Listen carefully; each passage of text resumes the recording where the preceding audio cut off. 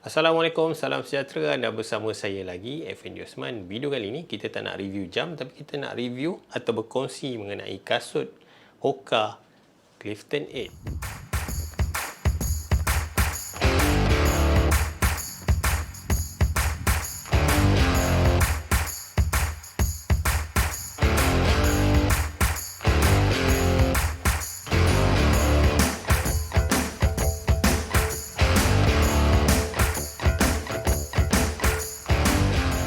Sebelum tu, sedikit penafian.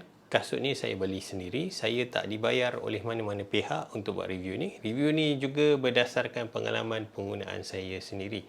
Sebelum tu, sedikit intro. Ini kali pertama saya menggunakan kasut Hoka. Dan pembelian yang saya buat ni adalah online. Saya tak pergi kat kedai untuk try. Bila saya beli online, saya dah memang check ikut dekat laman web. Saya tak ada masalah, tapi ada masalah lain yang datang kepada kasut ni selepas saya lari lebih kurang 100 km.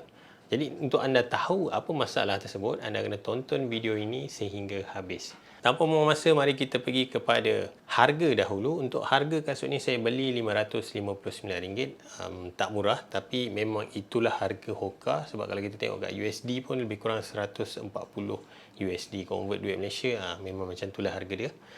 Okay, saya beli dekat Big Place. Kalau anda nak beli, link pembelian saya akan letak dekat ruang description lah. Okey, seterusnya kita pergi pula kepada spesifikasi kasut. Okey, untuk kasut ni dia adalah neutral shoes.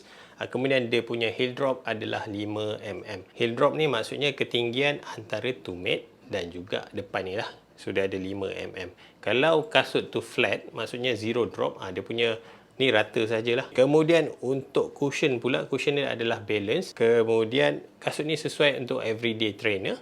Dan juga untuk berat dia adalah sekitar 252 gram. Seterusnya kita pergi pula kepada teknologi kasut. Saya akan cerita apa benda yang relate dengan penggunaan saya. Okey, pertama sekali kalau anda perasan dia punya tapak ni macam melengkung ke atas. Yang ni dipanggil early stage beta rocker. So early stage beta rocker ni dia akan merangsang atau menggalakkan anda ke hadapan. Sebab bila pijak, dia punya ni akan ke depan lah macam dia macam driven kita ke depan.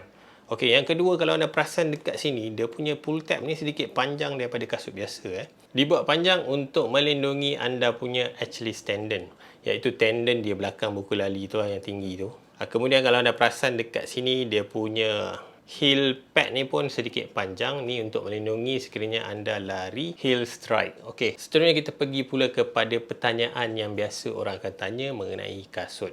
Okey, kasut ni sesuai untuk apa? Kasut ni pada saya sesuai untuk anda punya daily trainer.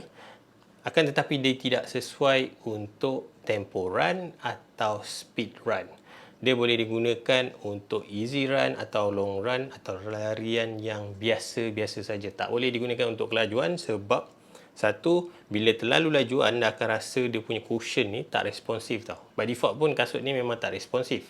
So, saya pun dah pernah cuba masa speed work, saya lari dan kemudian rasa macam lari atas tilam tau. So macam tak stable sebab saya lari terlalu laju. Saya sprint time tu. Okey, kemudian adakah kasut ni hybrid? Ni biasa budak-budak trail runner tanya. Kasut ni hybrid atau tak? Hybrid ni maksud dekat sini, kasut ni boleh digunakan untuk bermacam-macam condition. Contohnya untuk lari road dan juga lari trail. Tapi pada pendapat saya, kasut ni tidak sesuai untuk lari trail. Ini kerana kalau anda perasan dekat sini, dia punya tapak atau kita panggil lugs. Simple saja, dia bukan macam lugs untuk kasut trail.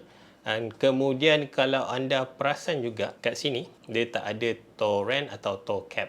Biasanya kasut trail dia ada toe rand dan toe cap untuk lindungi kita punya jari-jari ni daripada terlanggar batu atau terlanggar ranting kayu. Kalau tengok kat sini memang tak ada, jadi dia tak berapa sesuai untuk digunakan larian trail yang teknikal. Kalau macam flat trail mungkin boleh guna, cuma grip dia tak adalah sangat. Okey, kemudian saya dah pernah try juga kasut ni untuk masuk trail lah. Itu saya hiking, tak silap saya pakai kasut ni. Dan bila mana saya downhill, dekat sini dia macam terkeluar tau. Macam saya cakap tadi, sebab dia tak ada toe rand, dia tak protect kita punya kaki. So kita punya kaki tu atau kita punya jari tu senang terkeluar dan boleh mengakibatkan kasut ni koyak kalau kerap sangat kita buat downhill atau kita tukar direction dengan kerap. Pace yang sesuai untuk kasut ni, okey, macam saya punya tempo run adalah 6 minit per kilometer, tu tak berapa laju pun. Saya still boleh pakai kasut ni, dan kebiasaannya saya lari dalam pace 7.5 ke 8.5 dengan kasut ni, tak ada masalah. Memang selesa dan ringan. Seterusnya kita pergi pula kepada kebaikan kasut ni. Saya tak sangka walaupun kasut ni nampak besar tapi sebenarnya tak berat pun. Dan kemudian macam ada setengah kasut tu dia perlukan break in punya tempo. Maksudnya dekat sini anda perlu lari berapa kali baru rasa selesa dengan kasut tersebut. Tapi pada saya, pertama kali saya sarung kasut ni dan saya lari 5 km, saya rasa tak ada masalah pun. Tak ada rasa macam keras kat mana-mana bahagian. Ini kerana kalau anda tengok dia punya mesh ni pun sangat lembut. So biasanya kalau mesh keras kita perlukan sedikit masa untuk bagi dia lembut atau blend dengan kita punya kaki, tapi untuk kasut ni saya rasa tak ada masalah. Dan kemudian kasut ni lembut macam kita berlari atas tilam macam saya cakap tadi. Memang lembut. Seterusnya kita pergi pula kepada kekurangan mengenai kasut ni. Okey, pertama sekali saya nak beritahu dekat anda semua, saya beli online, saya tak berpeluang untuk try dekat kedai. Saiz tak ada masalah betul, cuma kelebaran yang saya beli ni silap. Saya beli jenis yang biasa. Sepatutnya saya beli kasut yang lebar untuk kaki saya. Ini kerana semasa saya lari, selepas 10 km, saya mula merasakan saya punya jari kanan paling hujung tu, jari kecil tu, dia melecet. Ini kerana setiap kali bila saya bend kaki saya, jari tu berada dekat sini tau. So dia bergesel dengan baket kasut ni. So maksudnya dekat sini saya punya kaki terlalu lebar untuk kasut yang normal size ni.